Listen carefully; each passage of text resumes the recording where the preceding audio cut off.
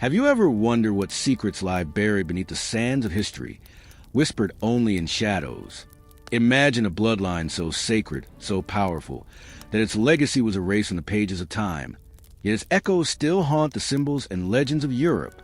The Merovingians, the first kings of the Franks, were more than just rulers. They were said to carry a divine spark, a mystery that intertwined their fate with the Knights Templar and secrets hidden beneath the Temple of Solomon. Their story is one of supernatural origins, sacred symbols, and a legacy that refuses to die. From the collapse of Rome to the modern myths of hidden bloodlines, their tale weaves through the ages, cloaked in intrigue. Join us on the Sacred Chronicle as we uncover forgotten kings and the Merovingian secret hidden in history. Subscribe to the channel, and I'll ask God to bring all the good things into your life. The world was crumbling, and yet, from its ashes, a new era was born. The Western Roman Empire, once a titan that stretched from the sunlit shores of Hispania to the misty hills of Britannia, had fallen into chaos by the late 5th century. Barbarian tribes swept through its borders. Cities burned, and the old order dissolved like dust in the wind. In the heart of Gaul, a land of rolling hills and winding rivers, a new people emerged, the Franks.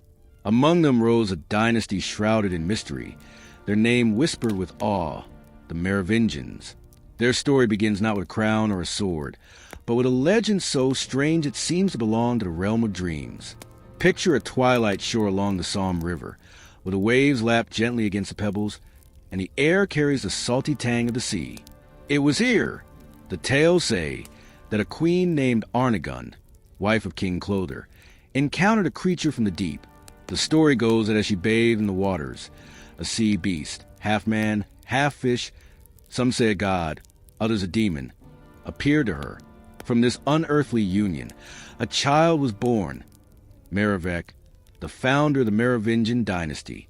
His very name, derived from the Frankish words for sea and fame, hinted at his otherworldly origins. Was a myth spun to elevate a warrior king, or did it conceal a deeper truth about a bloodline touched by the divine? His story is about to surprise you. The Franks were a fierce people, their lives carved out by iron and fire in the forests and fields of Gaul. They were not yet a unified kingdom, but a collection of tribes, each led by chieftains who fought as often with each other as with their enemies. Merovec, born around 415 AD, was no ordinary leader. His legend gave him an aura of sacredness, a king whose very existence seemed ordained by forces beyond mortal understanding. His long, flowing hair became a symbol of his divine right to rule, never to be cut, for it was said to hold his power, his connection to the gods. The Franks revered him, and under his leadership, they began to forge a kingdom from the ruins of Rome. The land of Gaul was a patchwork of fading Roman villas and burgeoning Frankish settlements. The cities, once grand with marble and mosaics, now stood half-ruined, their aqueducts dry, their forums silent. Yet life pulsed anew. The Franks built wooden halls where mead flowed, and bards sang at heroes. Merovec's court was a blend of old and new. Roman roads carried his warriors, while their songs echoed the ancient Germanic tales of gods and monsters. The honeybee, a symbol of immortality and divine favor, became the emblem of his house, adorning their banners and tombs. Its golden wings whispered of a lineage that transcended the mortal coil. Merovec's reign was brief but pivotal. He fought alongside the Romans against the Huns at the Battle of the Catalonian Plains in 451 AD, a clash that shook the earth. Picture the scene, a vast field under a stormy sky, the air thick with the cries of men and the clash of iron. The Huns, led by Attila, the scourge of God, thunder across the plains, their horses kicking up clouds of dust. Merovec, with his long hair streaming like a banner, stood firm, his warriors wielding axes forged in the forges of their ancestors. The victory was costly, but it cemented his name in history. He was no mere warlord. He was a sacred king, a bridge between the earthly and the divine. His son, Childeric I, inherited this legacy. Childeric was a warrior king, his life a tapestry of battles and diplomacy. His tomb, discovered centuries later in Tournai, revealed treasures that spoke of his power. Golden bees, hundreds of them, sewn into his cloak, glinting in the torchlight. These bees, like the long hair of the Merovingians, were more than mere adornments. They were symbols of a divine mandate, a connection to the eternal. The Franks believed their kings were chosen by the gods, their blood carrying a sacred power that set them apart from all others. But the world was changing.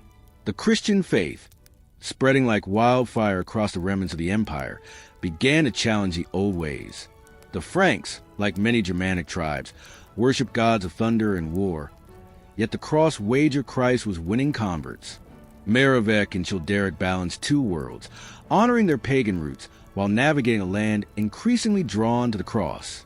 This tension would shape the dynasty's future, as the sacred kings faced a faith that demanded a new kind of loyalty. The Merovingians were not just rulers. They were a phenomenon, a dynasty whose origins blurred the line between history and myth. Their long hair, flowing like a river, was a mark of their sanctity, a reminder that they were more than mortal. The honeybee, buzzing through their art and lore, spoke of a lineage destined to endure. Yet, even as Merovingian and his heirs carved their names into the stone of history, the seeds of their downfall were already being sown. The Franks' tribal traditions of dividing land among heirs would fracture their unity, and the rise of new powers would challenge their divine right. As the 5th century drew to a close, the Merovingians stood at the dawn of their golden age, unaware of the shadows gathering on the horizon. Their story is one of mystery, power, and a legacy that refuses to fade. From the sea creature of legend to the golden bees of their tombs, the Merovingians were kings unlike any other, their bloodline a secret that would echo through the ages. The wind howled across the battlefield, carrying the scent of blood and earth.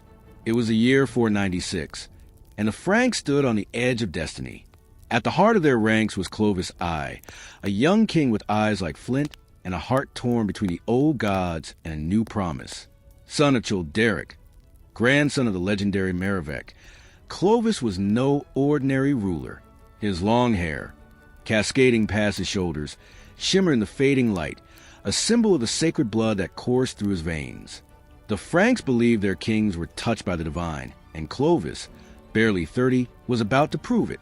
His story is about to surprise you, for it was on a battlefield called Tolbiac that his fate and that of a dynasty would be forged. Gaul in the late 5th century was a land of fractured dreams. The Roman Empire's shadow lingered in its crumbling aqueducts and silent forums, but new powers were rising. The Franks, once a scattered people, were uniting under Clovis's iron will. He was born around 466 in the fortified town of Tournai, where the Scheldt River flowed like a silver thread through the green heart of Gaul. As a boy, he listened to tales of his grandfather Merovingian, the sea-born king, and the golden bees that adorned his father's tomb. These stories filled him with a sense of destiny, but also ambition. Clovis was no mere keeper of tradition. He was a conqueror, determined to carve a kingdom from the chaos. His early years as king were marked by blood and fire. At 15, he inherited the throne of the Salian Franks, a fierce tribe in northern Gaul. Picture him riding through misty forests, his warriors clad in furs and iron, their axes gleaming under a pale sun. He fought the last Roman governors at Soissons, seizing their treasures, a golden bowl, sacred to the Christians. Among them, when a soldier dared to smash it, Clovis killed him on the spot, his voice cold as winter. No man defies the sacred. The act was more than discipline. It was a signal that Clovis understood power, both earthly and divine. But it was at the Battle of Tolbiac that his life changed forever.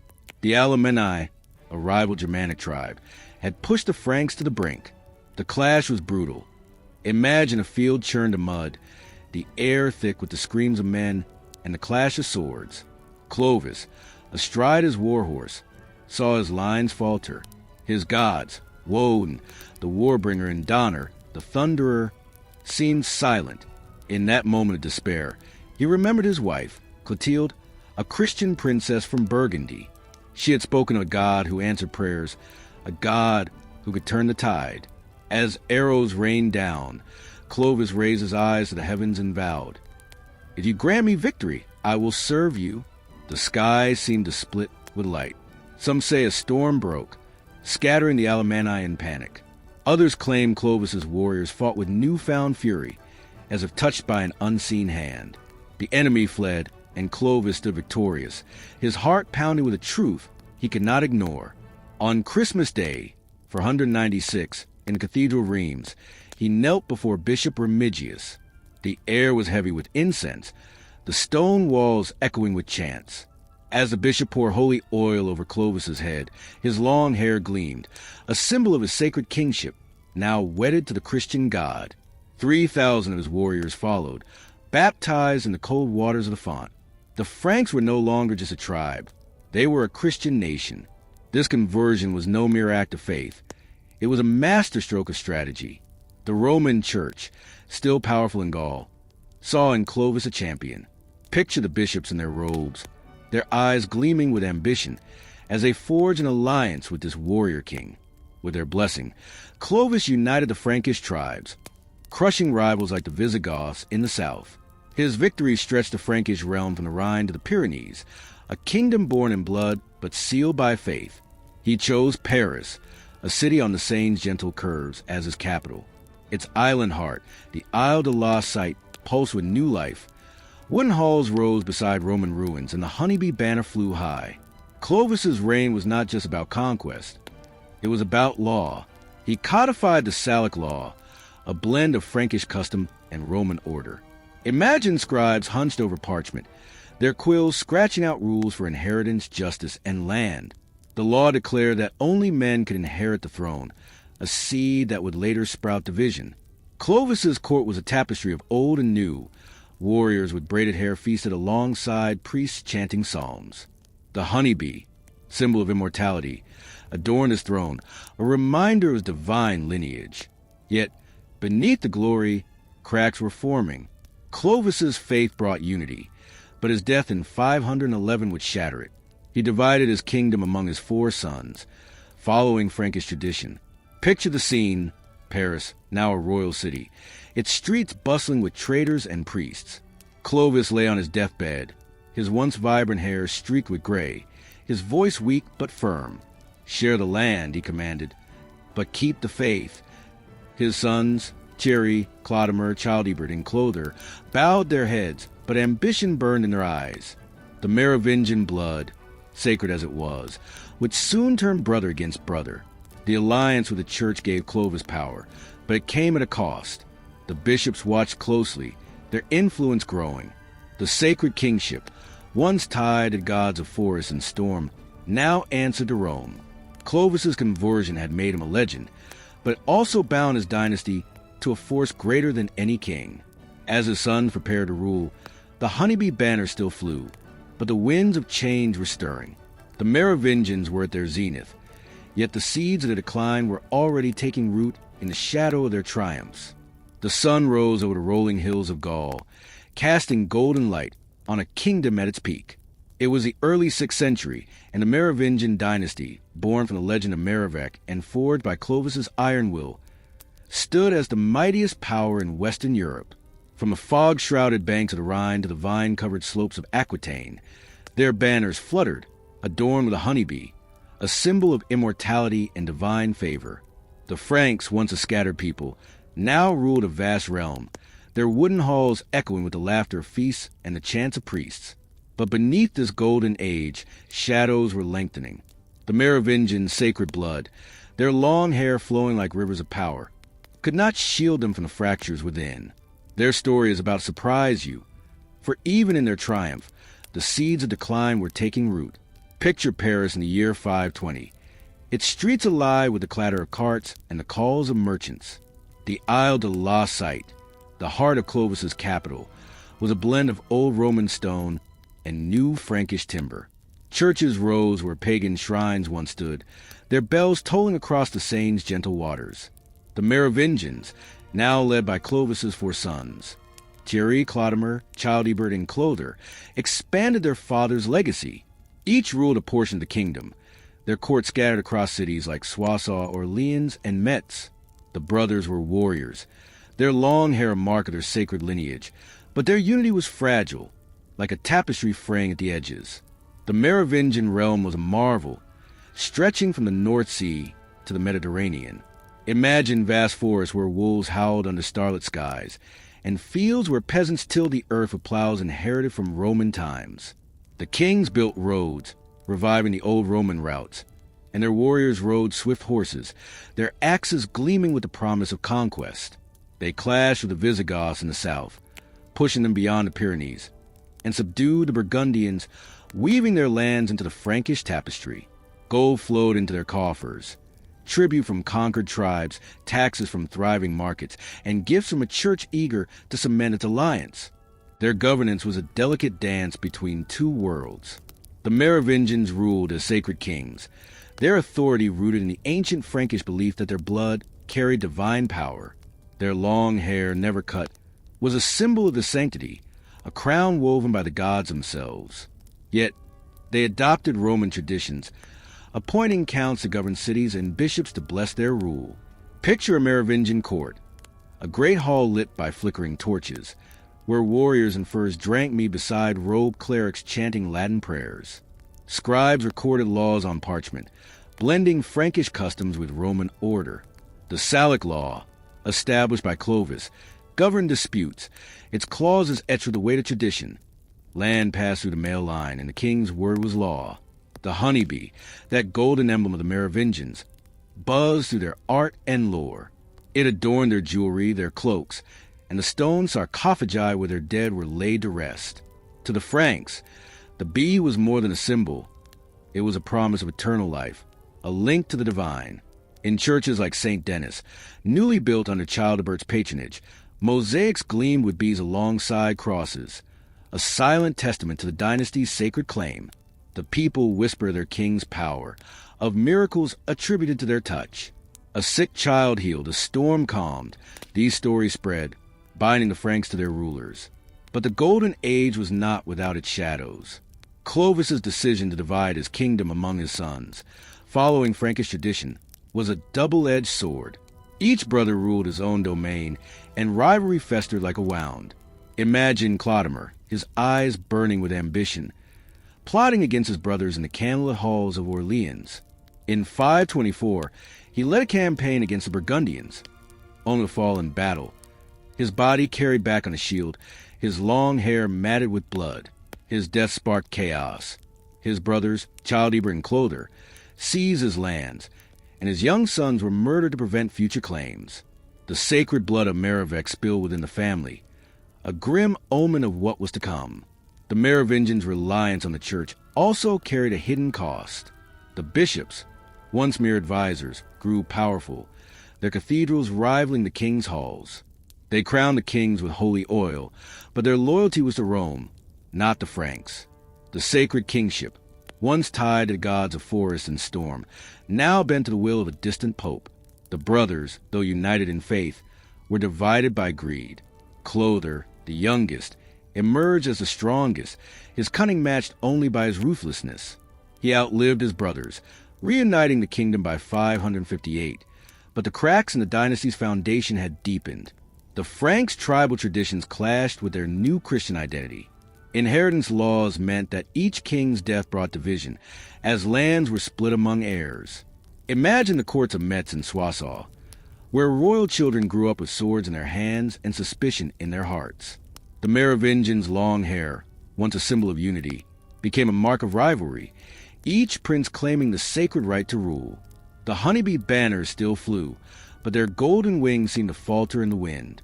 The people, loyal to their sacred kings, began to whisper of a kingdom stretched too thin, of a dynasty whose divine spark was dimming. By the late 6th century, the Merovingian realm was vast but fragile. The Golden Age had brought wealth and power, but the seeds of decline were sprouting.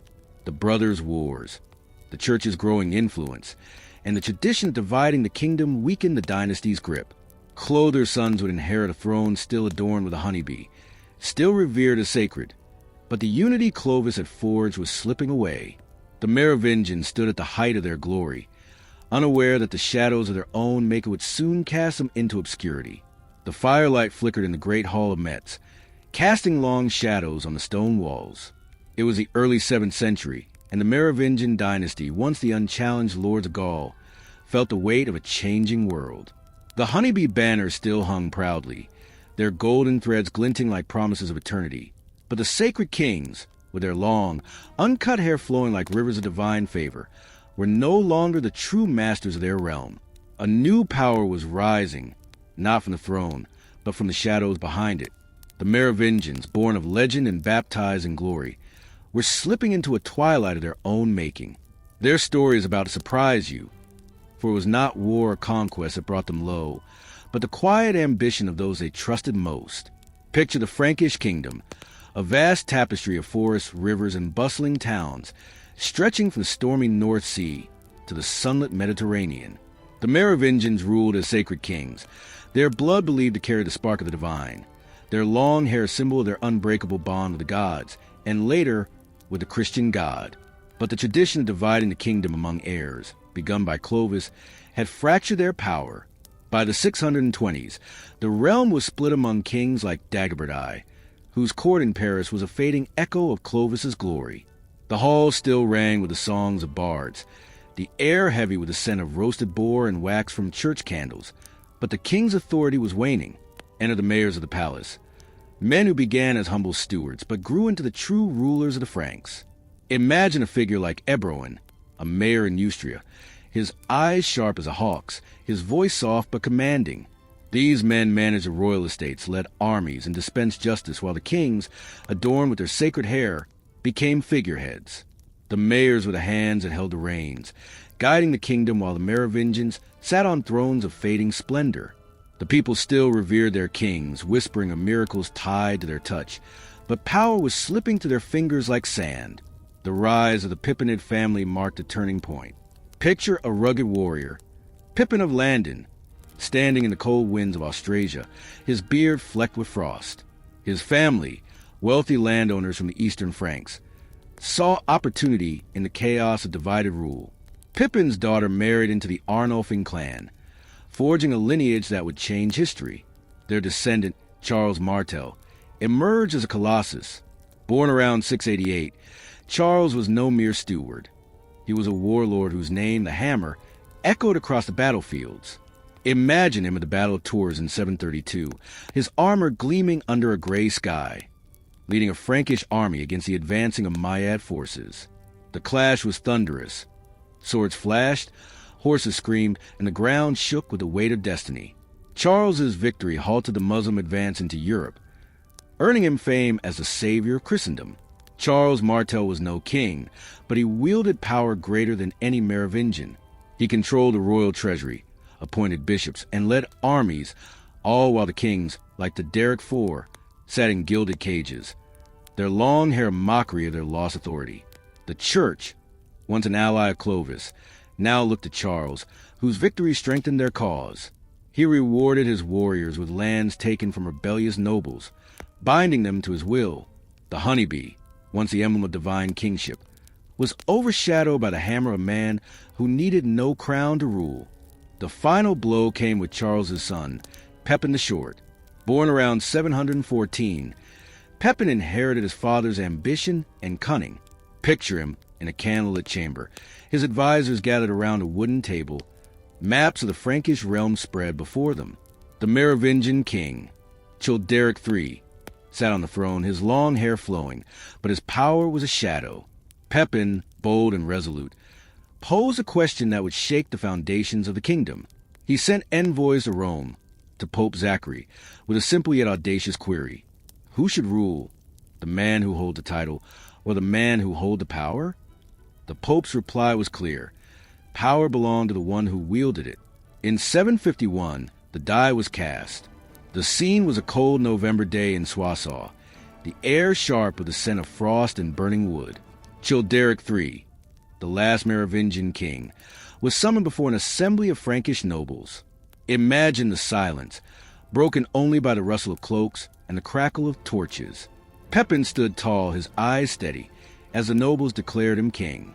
Childeric's long hair, the sacred mark of his dynasty, was cut, a ritual humiliation that stripped him of his divine right. He was sent to a monastery, his name erased from the songs of bards. The honeybee banners were lowered, replaced by the rising star of the Carolingians, Pepin's new dynasty. The Pope anointed Pepin, sealing his rule with holy oil, a new sacred kingship born from the ashes of the old. The Merovingians, once the lords of Gaul, were now a memory.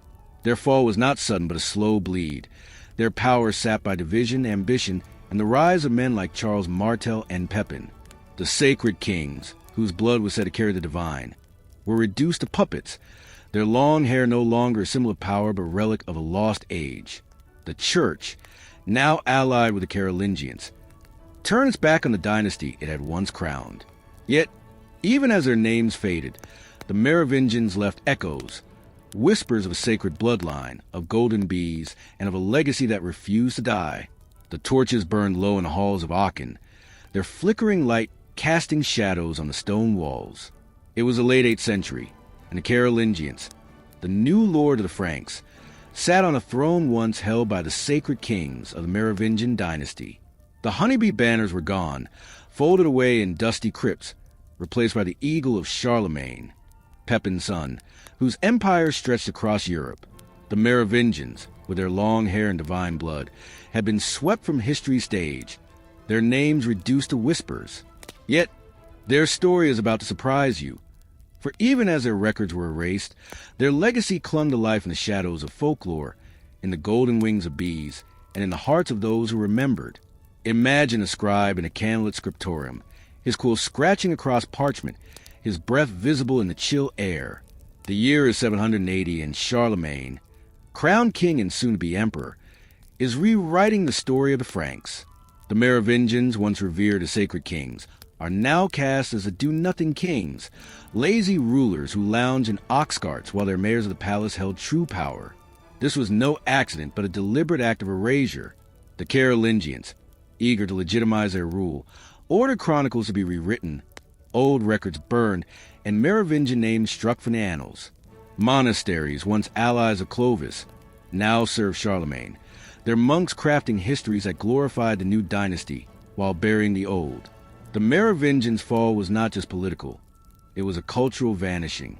Picture a village square in Neustria, where elders once told tales of Merovec, the sea-born king, and Clovis, baptized in holy oil. Now, those stories were fading, replaced by songs of Charles Martel's victories and Pepin's anointment. The long hair of the Merovingian kings, once a symbol of divine favor, was mocked as a sign of weakness. The honeybee, that golden emblem of immortality, was replaced by Carolingian crosses and eagles in churches like St. Denis, where Merovingian kings were buried. Their tombs were left to gather dust, their sarcophagi carved with bees now hidden in shadow. But history is stubborn, and some truths refuse to die. In the countryside, where the scent of wildflowers mingle with the smoke of hearth fires, peasants still whisper the sacred kings. They spoke of Merovec's birth from a sea creature, a tale too strange to forget. They pointed to the golden bees found in Childeric's tomb, treasures that gleamed like stars on the earth. These stories, passed from mother to child, from bard to listener, kept the Merovingians alive in folklore. Imagine a grandmother by a fire, her voice soft as she told of a king whose touch could heal, whose hair held the power of gods. These were not just tales. They were acts of defiance against the Carolingian rewrite. The Church, too, played a role in this erasure. Bishops, now loyal to Charlemagne, purged records that glorified the old dynasty. Monasteries, once centers of learning where Merovingian deeds were recorded, became Carolingian strongholds. Yet, even here, fragments survived. In the margins of a psalter, a monk might sketch a honeybee, a silent nod to the past. In the crypts of Reims, where Clovis was baptized, priests whisper the sacred oil that anointed him, oil said to have come from heaven itself. These relics of memory, small but enduring, kept the Merovingian spirit alive, even as their names were scrubbed from official histories. The symbols of the Merovingians proved harder to erase than their records. The honeybee, with its golden wings, appeared in unexpected places, woven into a peasant's cloak, carved into a wooden beam, or painted on a church wall. It was a symbol of eternity, of a bloodline that could not be fully extinguished. The long hair, too, lived on in legend. In taverns from Paris to Tournai, bards sang of kings whose locks were never cut, a mark of their divine right. These symbols were more than decoration. They were a quiet rebellion, a reminder that the Merovingians were not forgotten, even if their thrones were empty.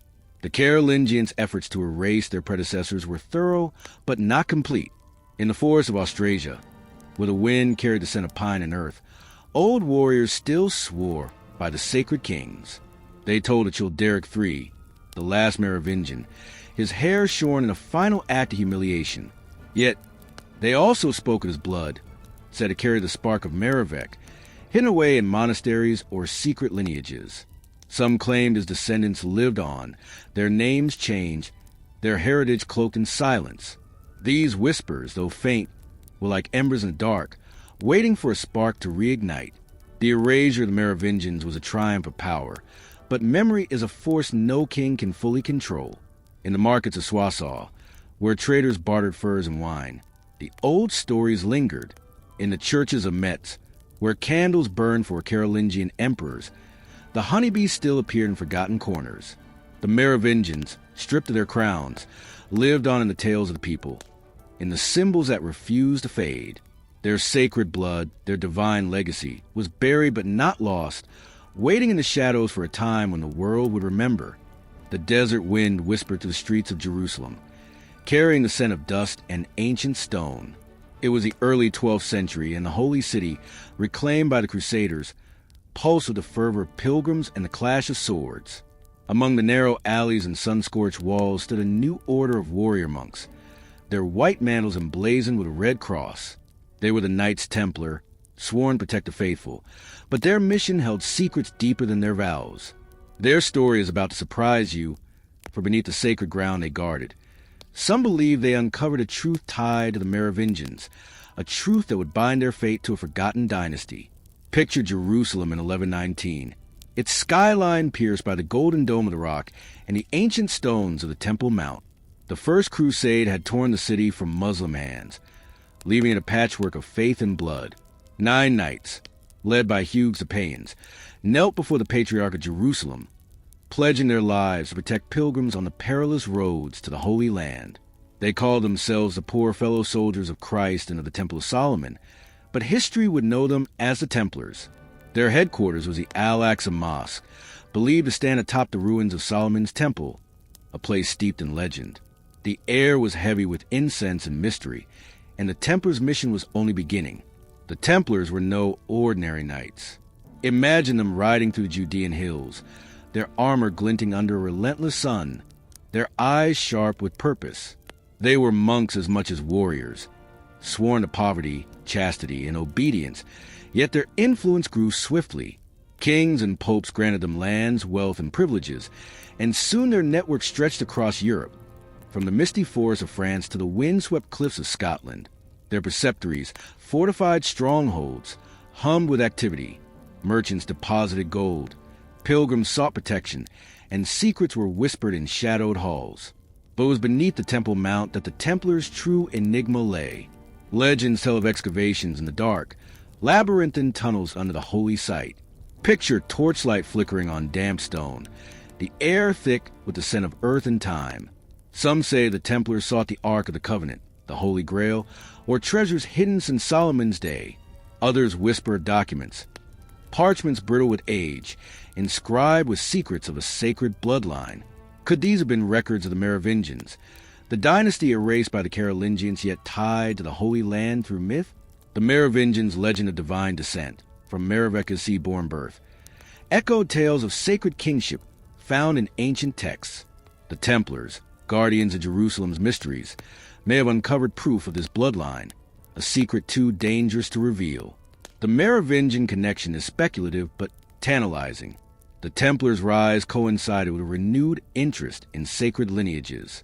In France, where the Merovingians once ruled, their symbols, the honeybee, the long hair, lingered in folklore. The Templars, with their wealth and influence, built cathedrals like Chartres, where intricate carvings hinted at hidden knowledge. Imagine a mason chiseling a bee into a stone arch, its wings a silent nod to a forgotten dynasty. Some scholars suggest the Templars guarded relics tied to the Merovingians, perhaps even documents proving their descent from a line revered as divine, possibly linked to biblical figures like David or even Christ himself, as later myths would claim. By the 13th century, the Templars were a power unto themselves. Picture their Paris preceptory, a fortress where gold was stored and kings sought loans. Their wealth rivaled monarchs, their influence unnerved popes. But power breeds envy, and the Templar's secrets made them targets. On Friday, October 13th, 1307, the storm broke. King Philip IV of France, deep in debt to the order, ordered their arrest. Imagine the chaos. Knights dragged from their beds, their white mantles stained with mud. The charges were shocking: heresy, idolatry, and secret rituals. The Pope, Clement V, under Philip's sway, dissolved the order. Templars were tortured, their confessions coerced. On March 18th, 1314, their Grand Master, Jacques de Molay, burned at the stake in Paris, his cries echoing over the Seine as he cursed his betrayers.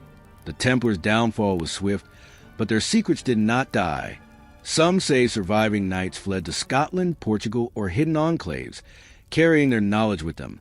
The documents from the Temple Mount, if they existed, vanished into the shadows.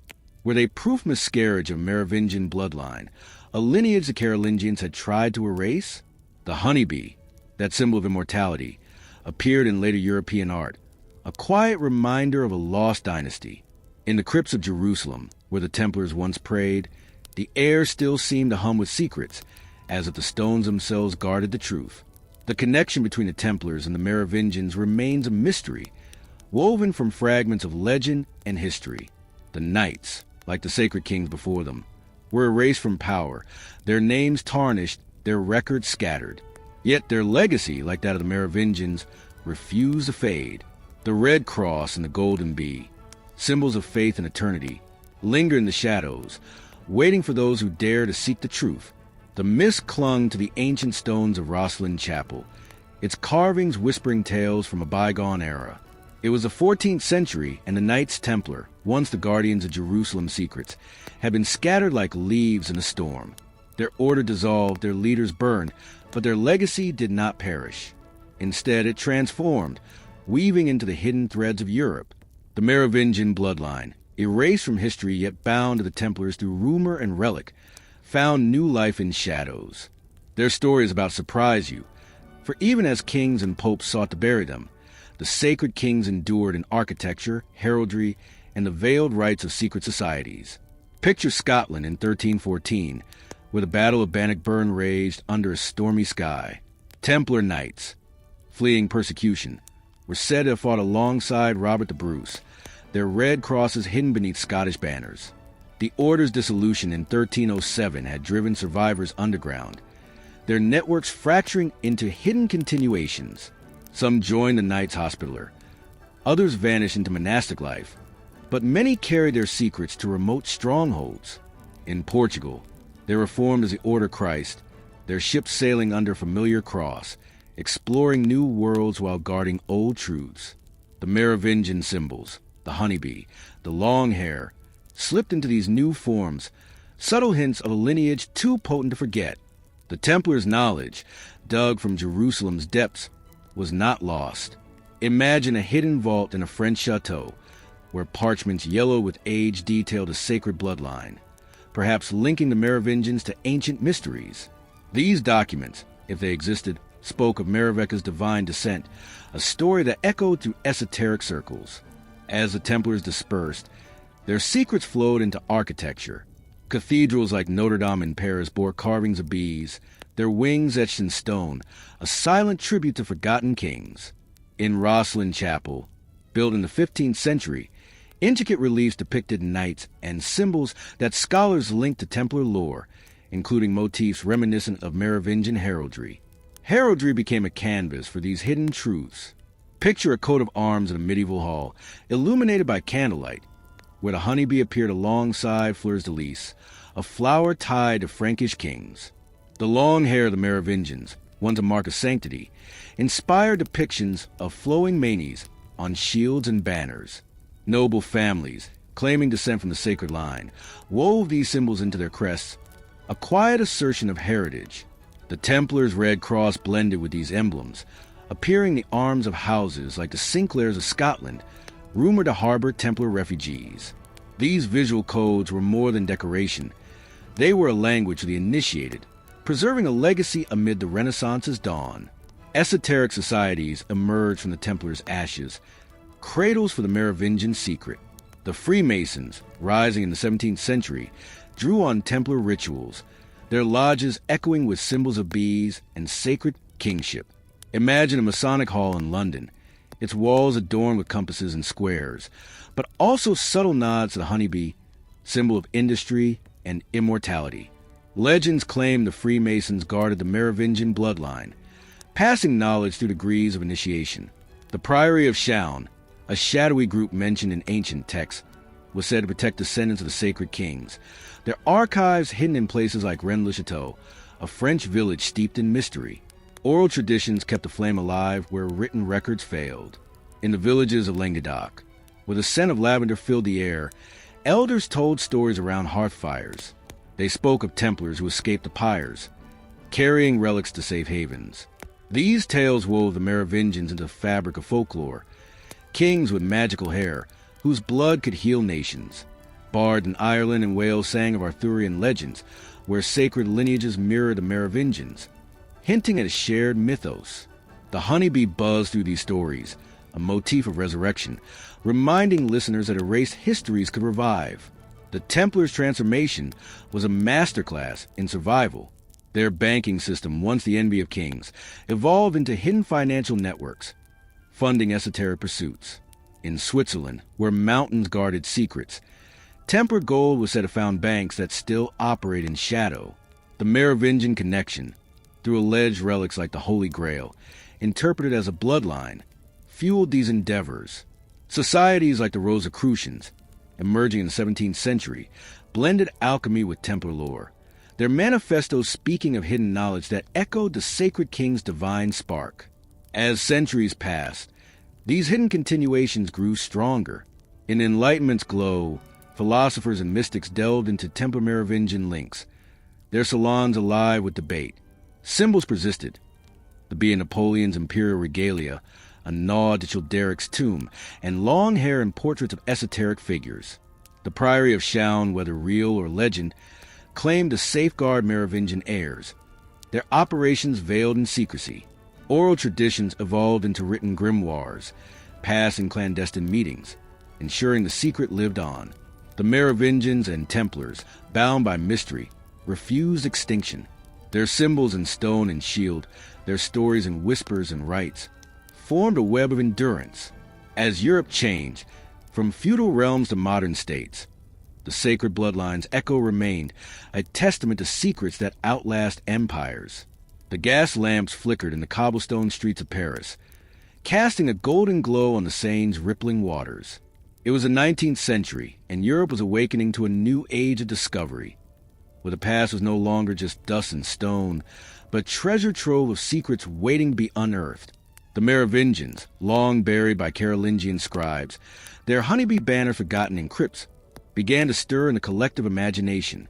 Their sacred bloodline, once erased, was finding new life in the fervor of Romanticism, the whispers of esoteric societies, and the pages of books that would captivate the world. Their stories about to surprise you. For in the modern era, the Forgotten Kings became a phenomenon, their legend reborn through ink, screen, and the boundless reach of the internet. Picture Paris in 1830, a city alive with poets, painters, and dreamers. The Romantic movement swept through Europe, its artists yearning for the mysteries of the past. Historians, no longer content with Carolingian chronicles, dug into forgotten archives, unearthing fragments of Merovingian lore. Imagine a scholar in a dusty library, his fingers tracing the faded ink of a medieval manuscript, stumbling upon a reference to Meroveca's sea-born birth. The honeybee, that symbol of immortality, appeared in old sketches, sparking curiosity. Writers like Victor Hugo wove tales of ancient kings into their novels, their words painting Gaul's forests and the long-haired monarchs who ruled them. The Merovingians, once mocked as do-nothing kings, were recast as enigmatic figures, their divine lineage a puzzle to solve. Esoteric societies seized on this revival, their members drawn to the Merovingians' mystique. Picture a candlelit salon in Vienna, where occultists gathered, their voices hushed as they spoke of sacred bloodlines. Groups like the Hermetic Order of the Golden Dawn, founded in 1888, blended Templar and Merovingian legends, seeing in the honeybee a symbol of hidden wisdom. The Priory of Chaon, whether myth or reality, gained notoriety, claiming to guard descendants of the Merovingian kings. In the hills of southern France, Rennes-le-Château became a focal point, a village where a priest, Berenger Saunier, was said to have found parchments linking the Merovingians to biblical secrets. The air was thick with intrigue, the scent of lavender mingling with the dust of ancient stones. The 20th century brought the Merovingian legend to the masses. In 1982, a book called Holy Blood, Holy Grail ignited a firestorm. Picture a London bookstore, its shelves packed with copies, readers poring over its pages. Authors Michael Bygent, Richard Lee, and Henry Lincoln proposed a daring theory. The Merovingians were descendants of a sacred bloodline, perhaps even linked to Jesus Christ, preserved through secret societies like the Priory of Chaon. The book, though controversial, sold millions, its ideas weaving into the public's imagination. Scholars scoffed, but the story resonated. Its blend of history and mystery too compelling to ignore. The honeybee, the long hair, the Templar connection, all were reborn as symbols of a hidden truth. The early 21st century saw the legend explode through popular culture. Dan Brown's Da Vinci Code, published in 2003, brought the Merovingian mystery to a global audience. Imagine a reader on a subway, engrossed in the novel's pages, as Robert Langdon unraveled clues tied to the sacred bloodline. The book's blend of Templar secrets, Merovingian lineage, and cryptic symbols like the fleur-de-lis captivated millions. Movie theaters buzzed with the 2006 film adaptation, its scenes of Paris and Rosslyn Chapel drawing viewers into the enigma. The honeybee appeared in jewelry, art, and even tattoos, a nod to a dynasty that refused to stay buried. The internet became the legend's new frontier. Picture a dimly lit room, a computer screen glowing with forums and websites dedicated to the Merovingians. Blogs dissected Holy Blood, Holy Grail. YouTube channels explored Rennes-le-Château, and social media spread theories of hidden bloodlines. The Priory of Chaon, though likely a modern invention, became a viral topic, its name trending alongside hashtags of hashtag Merovingian and hashtag Sacred Blood. Online communities, from Reddit to obscure wikis, debated the dynasty's links to the Templars, their symbols appearing in digital art, golden bees buzzing across screens, long hair flowing in virtual tapestries. This revival was not without controversy. Historians, wielding academic rigor, dismissed many claims as fiction, pointing to the lack of concrete evidence. Yet, the public's fascination grew, fueled by a hunger for mystery in a world of science and skepticism. Esoteric groups flourished, from modern Rosicrucians to self-styled Templar orders, each claiming a piece of the Merovingian legacy. In France, tourists flocked to St. Denis, where Merovingian tombs lay, their stones etched with faint bees. The legend, once confined to whispers, was now a global phenomenon, its allure amplified by mass media. The Merovingian symbols became cultural touchstones. Fashion designers use a honeybee in haute couture, its golden wings adorning gowns. Filmmakers and game developers wove Merovingian motifs into their stories, from Assassin's Creed to obscure documentaries. The internet's reach ensured that even remote villages heard the tale, their screens alight with stories of sacred kings. The Merovingians, erased by history, had been reborn as a modern myth, their legacy a bridge between the ancient and the digital age. The fog rolled in from the Thames, shrouding the spires of Westminster in a veil of mystery. It was the 20th century, and the world was a web of power, where aristocrats in London drawing rooms whispered names that echoed through history.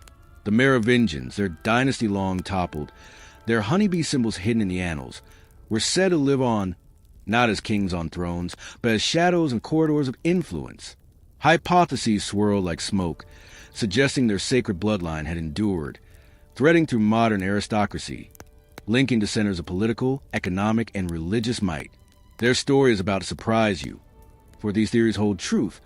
The forgotten kings never truly vanished. They simply adapted, their legacy a silent force shaping the world.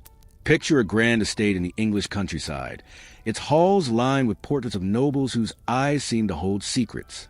Scholars and conspiracy theorists alike propose that Merovingian descendants survived the Carolingian purge, their blood mingling with European royalty. The Habsburgs, the Windsors, even the Rothschilds names that evoke power, were rumored to carry traces of the sacred line. Imagine a family tree, its branches twisting through centuries, from Clovis's court to modern palaces. The honeybee, that emblem of immortality, appeared in their heraldry, a subtle clue. Some claim the Merovingians fled to remote enclaves after Childeric III's deposition, their long hair shorn, but their heritage preserved in hidden marriages. These hypotheses gained traction in the shadows of power centers. In Paris, the city Clovis made his capital, whispers linked Merovingian blood to influential families tied to the French elite. Picture the Élysée Palace, its rooms echoing with decisions that shaped nations, where advisors might trace their lineage to the sacred kings. Theory suggested that Merovingian descendants influenced the formation of the European Union, their ancient claim to unity echoing in Brussels' bureaucratic halls. The European Parliament, with its gleaming glass and steel, was seen by some as a modern echo of the Frankish realm, where the honeybee's symbolism lingered in subtle designs. Economic powerhouses, from banks in Zurich to corporations in Frankfurt, were speculated to be steered by those with Merovingian ties, their wealth a continuation of the dynasty's golden age. London, with its fog-laden streets and historic towers, became a focal point for these theories.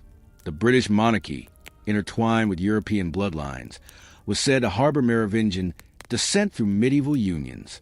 Imagine Buckingham Palace at dawn, its guards standing sentinel as royals with ancient secrets walked its corridors. Conspiracy circles pointed to the City of London, the financial heart, where families allegedly connected to the sacred line pulled strings in global markets. The honeybee appeared in coats of arms and corporate logos, a nod to immortality amid the bustle of trade. Some even linked the Merovingians to the founding of the Bank of England, their influence a quiet undercurrent in economic policies that spanned continents. Religious power, too, was woven into these speculations. In the Vatican, where marble halls echoed with prayers, theories claimed Merovingian blood had infiltrated the church's hierarchy. Clovis's alliance with Rome, sealed in baptism, was seen as the start of an enduring bond. Picture the Sistine Chapel, its frescoes glowing under candlelight, where cardinals might descend from the sacred kings. The Priory of Chaillot, that enigmatic group, was said to operate from the shadows, protecting the bloodline while influencing papal decisions. Suppression of information was a key theme. Archives sealed, documents vanished, all to keep the Merovingian secret buried. Researchers faced obstacles, lost records, denied access, even threats, as if an invisible hand guarded the truth. Modern researchers encountered a labyrinth of challenges. Imagine a historian in a dimly lit archive in Berlin, sifting through yellow papers only to find key pages missing. Governments and institutions tied to these power centers were accused of withholding evidence. Digital age brought new hurdles, cybersecurity walls around sensitive databases, misinformation campaigns to discredit theories. Yet, some breakthroughs emerged. DNA studies hinting at ancient lineages, artifacts unearthed with honeybee motifs. In Brussels, EU officials dismissed links as fantasy, but the speculation persisted, fueled by books and online forums. The Merovingian influence, if real, was a web connecting Paris' political salons, London's financial districts, and the Vatican's sacred vaults. These theories extended to global arenas. In Washington, D.C., where marble monuments stood tall, some claim Merovingian descendants had crossed the Atlantic, embedding in American elite families. The honeybee on state seals, like in Utah, was seen as a clue. Economic forums in Davos became stages for alleged influence, where billionaires with purported sacred blood-shaped world policies. Religious sects, from esoteric orders to mainstream denominations, were speculated to harbor the lineage, their rituals echoing Merovingian symbols. Suppression continued, whistleblowers silenced, investigations stalled. As if the bloodline's guardians feared revelation, the obstacles for researchers were manifold. Funding dried up for projects delving too deep, academic careers derailed by skepticism.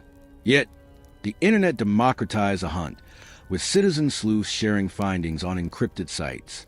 Picture a late-night session in a Rome cafe, where a scholar pieced together fragments, a Vatican letter mentioning Merovingian relics, a Brussels memo on historical claims. These theories, blending fact and fiction, painted a picture of a bloodline that survived not through crowns, but through influence, a silent dynasty ruling from the shadows. The candle flames danced in the dimly lit chamber of a medieval monastery, their light flickering over yellowed parchments etched with visions of the future. It was the 12th century, and Europe was a tapestry of faith and fear, where prophets and seers foretold the return of ancient bloodlines to reclaim their thrones. The Merovingians, their sacred dynasty consigned to the shadows of history, featured in these prophecies, not as relics of the past, but as harbingers of a new age. Their honeybee symbols, whispers of immortality, and the legend of their divine blood stirred imaginations, suggesting a possible resurgence. Their story is about to surprise you. From the realm of prophecy, the forgotten kings might yet rise, their legacy a key to unlocking tomorrow. Picture a scriptorium in Cluny Abbey, where monks bent over their desks, quills scratching prophecies from visions and ancient texts. Medieval seers like Joachim of Ori, in the late 12th century, spoke of a third age where a sacred king would return, uniting the world under divine rule. Some interpreted this as a Merovingian descendant, their bloodline tied to biblical lineages, emerging from obscurity. The prophecies described a figure with long, flowing hair, a mark of sanctity, leading a renewal. Imagine the air heavy with incense, the pages illuminated with golden bees, symbols of resurrection, hinting that the dynasty's spark had not been extinguished but merely hidden, awaiting the right moment. These prophecies drew from older traditions, blending Frankish lore with apocalyptic visions. In the prophecy of the popes, attributed to St. Malachi, cryptic phrases alluded to kings from the north, their return signaling the end times. The Merovingians, with their sea-born origins and Christian conversion, fit the mold of a sacred bloodline destined to return. Picture pilgrims on the roads to Santiago de Compostela, sharing tales around campfires. A king whose touch heals, whose banner bears a honeybee, rise and confront chaos. These stories, passed orally, kept the prophecy alive, even as the church suppressed unorthodox views. The Templars, guardians of secrets, were said to have preserved these texts, their rituals invoking the return of the sacred king. Symbolic survival played a crucial role in these narratives. In esoteric societies, rituals reenacted the Merovingian legacy, their altars adorned with bees and representations of long hair. Imagine a Freemason lodge in 18th century Paris, where initiates performed ceremonies symbolizing resurrection, the honeybee central to their symbolism of eternal life. The Priory of Chaulnes, shrouded in myth, was believed to conduct rites that invoked the bloodline's return, their members sworn to protect potential heirs. These rituals were not mere pageantry, but acts of faith, preserving the prophecy through centuries. In heraldry and architecture, symbols persisted, bees carved into cathedral doors, long hair depicted in stained glass, silent prophecies etched in stone. Speculation about a modern return fueled endless debate. What if a Merovingian descendant appeared today, armed with proof? DNA evidence linking them to Childeric's tomb, or ancient documents unearthed from a Templar vault. Picture a press conference in modern Paris, the descendants stepping into the light, their features echoing portraits of Clovis, presenting a golden bee artifact. The world would reel, historians scrambling to verify, governments wary of claims to ancient thrones. The prophecy suggested this figure would unite fractured societies, their sacred blood a bridge between past and future. In an era of global unrest, such a return could inspire movements, from spiritual revivals to political upheavals. The prophecies often tied the return to signs. Comets streaking the sky, as in Halley's Comet during Merovingian times, or economic collapses mirroring the fall of Rome. Imagine astrologers in contemporary observatories, charting stars that align with medieval predictions, whispering of the honeybee's resurgence. Secret societies, from Rosicrucians to modern occult groups, prepare for this event, their libraries filled with texts foretelling the king's arrival. The long hair, once shorn from Childeric III, symbolizes restoration, a descendant reclaiming the sacred mark, signaling the dynasty's revival. Challenges abound in these speculations. Skeptics dismiss them as fantasy, pointing to the lack of verifiable heirs. Yet, theories persist. Perhaps the bloodline hides in plain sight among European nobility or influential families. Picture a quiet village in southern France, where a farmer unknowingly carries the sacred DNA. His life appended by a genetic test. The return could manifest symbolically, a leader embodying Merovingian ideals, uniting Europe under a new banner. The honeybee, appearing in modern logos and art, hints at this subtle resurgence, its wings buzzing with possibility. Medieval texts like the Sibylline oracles adapted a Frankish lore, predicting a great monarch from the line of the sacred kings, who would defeat evil and usher in peace. In times of war, like the 100 Years' War, people clung to these visions, seeing the Merovingians as saviors. Rituals in hidden chapels invoked their spirit. Candles lit before icons of bees and crowned figures with flowing hair. These acts ensured the prophecy's endurance, even as empires rose and fell. In today's world, the speculation takes digital form. Online forums buzz with discussions. What if a Merovingian heir emerges with irrefutable proof? Videos dissect prophecies, mapping them to current events, political shifts in Brussels, religious reforms in the Vatican.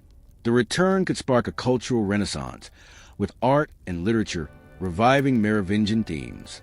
Imagine museums unveiling lost artifacts, golden bees gleaming under lights, drawing crowds eager for connection to the divine past.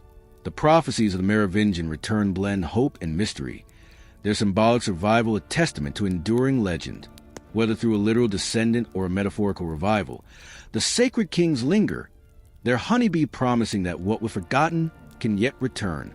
The moon hung low over the ancient hills of Gaul, its silver light tracing the paths where Merovingian kings once rode. Their story, a tapestry woven from the threads of history and legend, stands as a testament to the enduring power of mystery. Born from a legend of a sea creature and a queen, rising to forge a Christian kingdom, only to fade into the shadows of erasure and revival, the Merovingians embody the dance between fact and myth. Their sacred bloodline, symbolized by the honeybee's eternal flight and the uncut-haired divine kings, has captivated generations, from medieval prophets to modern storytellers. Yet, it is the unanswered questions that keep their legend alive. Was their divine descent a clever myth or a hidden truth?